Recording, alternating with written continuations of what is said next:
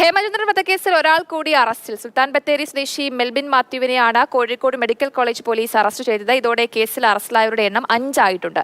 കൂടുതൽ വിവരങ്ങളുമായി ഇംതിയാസ് കരീം ചേർന്നുണ്ട്. ഇംതിയാസ്, ഇപ്പോൾ ഇതാ ഒരാളെ കൂടി അറസ്റ്റിലായിരിക്കുകയാണ്. എന്താണ് വിശദാംശം?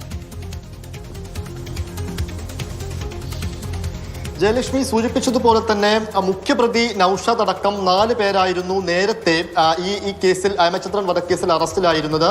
ഇപ്പോൾ ഇതിൽ ഈ കേസിൽ ഉൾപ്പെട്ട വെൽബിൻ മാത്യു എന്ന 23 വയസ്സുള്ള ഒരാളെ കൂടെ ഇപ്പോൾ സുൽത്താൻ ബത്തേരിയിൽ തന്നെ പിടികൂടിയിട്ടുണ്ട്. ഇയാൾ ഈ കുറ്റകൃത്യത്തിൽ ഉൾപ്പെട്ടിട്ടുണ്ട് എന്ന ഈ നേരത്തെ പിടിയിലായ പ്രതികളെ ചോദ്യം ചെയ്യുമ്പോഴാണ് മനസ്സിലാവുന്നത്. ഹേമചന്ദ്രനെ തട്ടിക്കൊണ്ടുപോയ ശേഷം പണമിടപാട് കരാറിൽ ഈ വെൽബിൻ മാത്യു ഒപ്പുവെച്ചിട്ടുണ്ട്. ഹേമചന്ദ്രനും ഈ പ്രതികൾക്കുമൊപ്പം സഞ്ചരിച്ച കാറിൽ ഈ വെൽബിൻ മാത്യു ഉണ്ടായിരുന്നു എന്നൊക്കെയാണ് പോലീസ് കണ്ടെത്തിയത്. അതായത് മറ്റു പ്രതികളെ സഹായിച്ച ആൾ കൂടെയാണ് ഈ വെൽബിൻ മാത്യു എന്ന് ഇതോടെ വ്യക്തമാവുകയാണ്.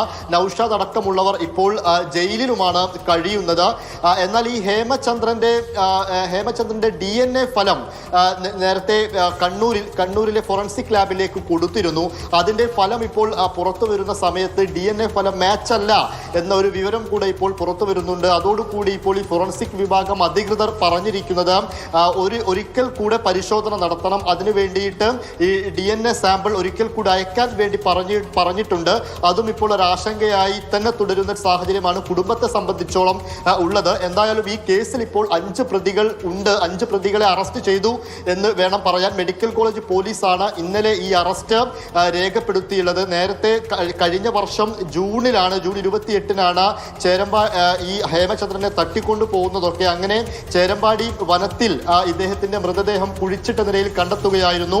നൌഷാദ് തന്നെ സോഷ്യൽ മീഡിയയിലടക്കം മുഖ്യപ്രതിയായിട്ടുള്ള നൌഷാദ് ഞാൻ കൊന്നതല്ല, ഹേമചന്ദ്രൻ ആത്മഹത്യ ചെയ്തതാണ് എന്നൊക്കെ പറഞ്ഞ് രംഗത്ത് വരികയും ചെയ്തിരുന്നു.